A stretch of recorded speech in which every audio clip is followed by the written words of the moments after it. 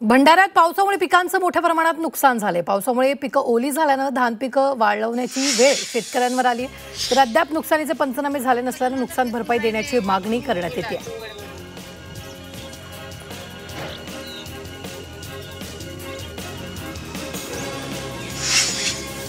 नाशिकच्या येवल्यातील द्राक्ष बागांना पावसाचा फटका बसला। या हवामान बदलामुळे द्राक्ष बागांमध्ये फळधारणा केवळ 30% झाली। त्यामुळे द्राक्ष उत्पादकांच्या चिंतेत आणखी वाढ झाली आहे।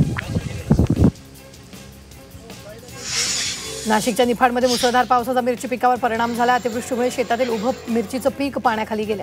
त्यामुळे पिकांचं मोठ्या प्रमाणावर नुकसान झालं असून मिरची उत्पादक शेतकऱ्यांच्या चिंतेत वाढ झाली आहे। नाशिक जिल्ह्यातील अनेक शेतकरी मदतीपासून वंचित आहेत। अद्याप जिल्ह्यातील 22% शेतकऱ्यांनी फार्मर आयडी काढलेला नाही। त्यामुळे आता सर्व तालुक्यांमध्ये शेतकऱ्यांसाठी शिबिराचं आयोजन करण्याचे आदेश जिल्हाधिकाऱ्यांनी दिले। अहिल्यानगर जिल्ह्यात झालेल्या परतीच्या पावसानं अनेक भागात शेती पिकांचं नुकसान झालं। श्रीगोंदा तालुक्यात संततधार पाऊस आणि ढगाळ वातावरणामुळे टोमॅटो पिकावर करपा रोगाचा प्रचंड प्रादुर्भाव झाला। मोठ्या कष्टानं उभं केलेलं पीक डोळ्यासमोर नष्ट होत आहे। शेतकऱ्यांचं लाखो रुपयांचं नुकसान झालं। चंद्रपूर जिल्ह्यात मोंथा चक्रीवादळासह आलेल्या अवकाळी पावसामुळे कापसाच्या पिकांचं मोठ्या प्रमाणात नुकसान झालं।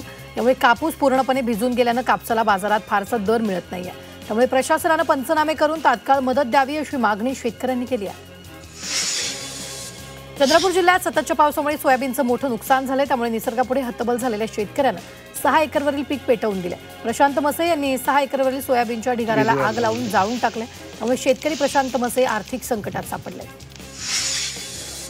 गोंदियात पालकमंत्री इंद्रनील नाईक यांनी शेतावर जाऊन धान पिकांची पाहणी केली। पावसामुळे कापणीला आलेल्या धान पिकाचं मोठ्या प्रमाणात नुकसान झालंय। त्यामुळे इंद्रनील नाईक यांनी पाहणी करत कृषी विभागाला नुकसान झालेल्या शेतीचे पंचनामे करण्याचे आदेश दिले। हिरवी मिरची काकडीच्या दरात वाढ झालेली आहे। घाऊक बाजारात मागणी वाढल्यानं हिरवी मिरची काकडीच्या दरात वाढ झाली, तर अन्य फळभाज्यांचे दर स्थिर असल्याची माहिती व्यापाऱ्यांनी दिली आहे।